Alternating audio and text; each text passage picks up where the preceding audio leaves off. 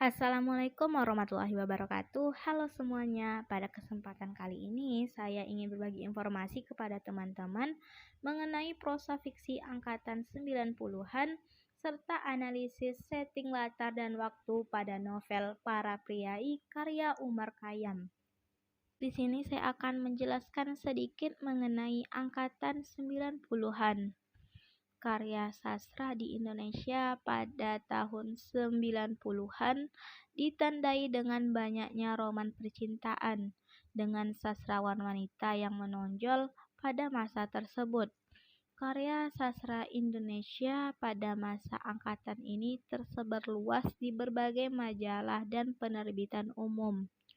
Persoalan sejarah memang memegang peranan penting di sini. Angkatan 90-an memberikan nafas, terutama surrealisme, pembongkaran bahasa, dan mulai memunculkan masalah gender. Pada angkatan 90 ini belum benar-benar dikatakan sebagai angkatan.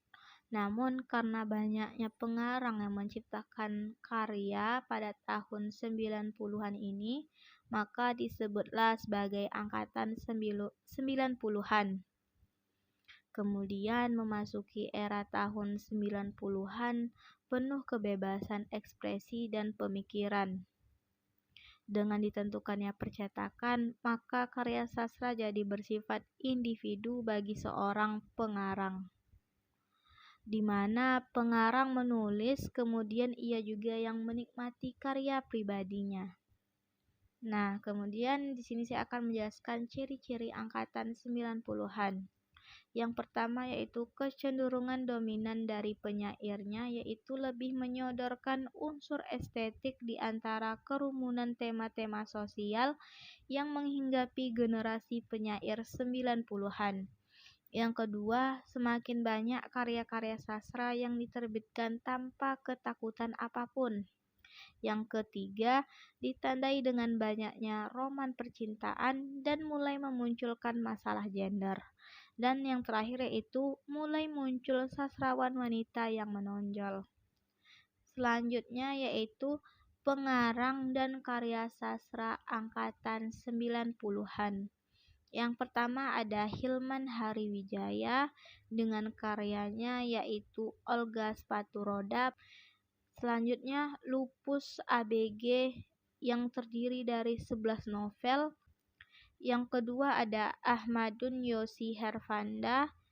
Adapun karyanya yaitu Sajak Penari, Sebelum Tertawa Dilarang, Fragmen-fragmen Kekalahan, dan Sembayang Rumputan. Yang ketiga ada Umar Khayyam dengan karyanya Para Priai, kemudian Parta Karma, dan Jalan Menikung. Yang terakhir ada Ayu Utami dengan karyanya yaitu Saman pada tahun 1998 dan Larung pada tahun 2001. Baik, selanjutnya saya akan menjelaskan biografi singkat Umar Khayyam. Umar Khayyam sebenarnya tidak termasuk pengarang angkatan 90-an. Beliau merupakan pengarang angkatan 50-an. Akan tetapi, salah satu prosa fiksi yang dikarang beliau ada yang terbit pada tahun 1990-an. Umar dikenal sebagai seorang sastrawan, budayawan, sekaligus sosiolog yang dimiliki Indonesia. Beliau juga merupakan seorang guru besar di Fakultas Sastra Universitas Gadjah Mada Yogyakarta pada masa itu. Adapun karya-karya Umar Khayyam seperti Lebaran di Karet pada tahun 2002, Sri Sumarah pada tahun 1985, Semangat Indonesia Suatu Perjalanan Budaya pada tahun 1985, dan yang terakhir ada Para Priai pada tahun 1992.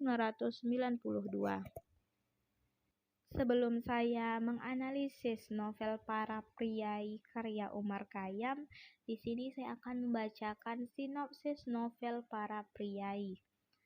Kisah ini dimulai dari sebuah keluarga priai yang bernama Sasro Darsono. Sasro Darsono yang nama aslinya adalah Sudarsono.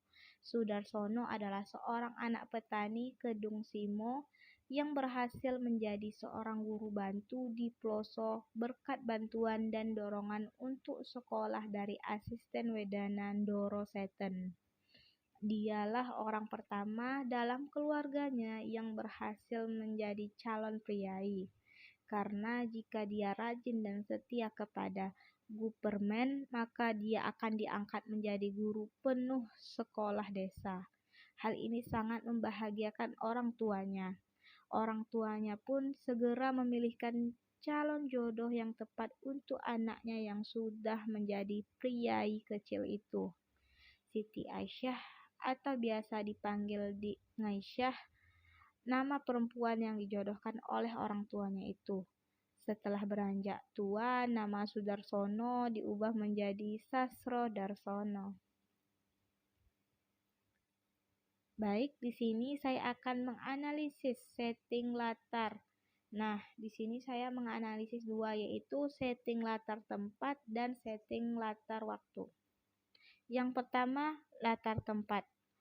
Adapun latar tempat yang terdapat dalam novel Priai karya Umar Khayyam, yang pertama ada Wanagalih. Wanagalih adalah sebuah ibu kota di kabupaten di Jawa.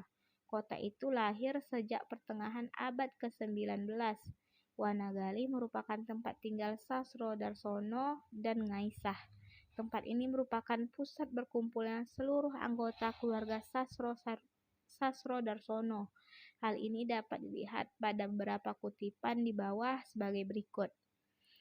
Keputusan kami untuk bertempat tinggal di Wanagalih dan tidak di desa saya bekerja, yaitu di Karangdompol, adalah juga atas nasihat Romo Setten Kadangsimo yang didukung oleh mertua saya Romo Mukaram. Seperti biasa, bila kami semua berkumpul di Wanagalih, kami akan mereguk semua kenikmatan yang ditawarkan oleh rumah induk keluarga kami di Jalan Settenan. Selanjutnya ada Wanalawas. Wanalawas merupakan tempat Sasro Darsono mendirikan sekolah bantu untuk warga Wanalawas agar mereka dapat membaca dan menulis. Hal ini dapat terlihat pada kutipan. Akhirnya semua persiapan untuk sekolah itu selesai juga. Semua perlengkapan, meski sangat sederhana, hanya tersedia bangku dan meja secara gotong royong yang dibuat oleh orang-orang Wanalawas dengan alat-alat sederhana dan dari kayu-kayu yang didapat di sekitar Wanagalih. Dan yang terakhir yaitu Desa Karangdompol. Desa Karangdompol merupakan tempat di mana Sasro Darsono mendirikan sekolah bantu atas usulan dari seniornya, yaitu Marti Diatmojo. Hal ini dapat dilihat pada kutipan. Desa Karangdompol, tempat sekolah saya berada itu, ada di seberang Kali Madiun. Selanjutnya yaitu analisis setting latar waktu. Yang pertama, tahun 1910 cerita ini dimulai. Sasro Darsono mulai menapakkan kakinya ke jenjang priai. Hal ini dapat dilihat pada kutipan berikut.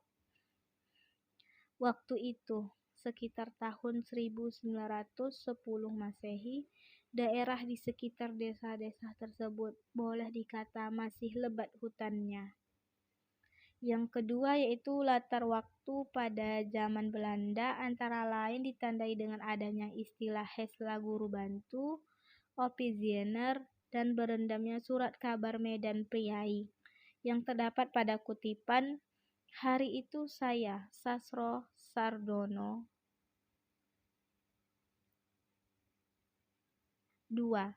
Latar waktu pada zaman Belanda antara lain ditandai dengan adanya istilah Hesla Guru Bantu, Opziener, dan beredamnya surat kabar Medan Priai yang ada pada kutipan.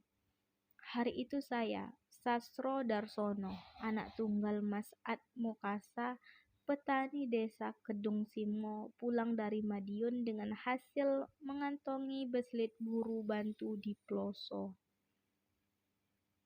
Baik, itulah tadi penjelasan saya mengenai prosa fiksi pendekatan 90-an, serta analisis latar tempat dan waktu pada novel Para Priai karya Umar Khayyam. Wassalamualaikum warahmatullahi wabarakatuh.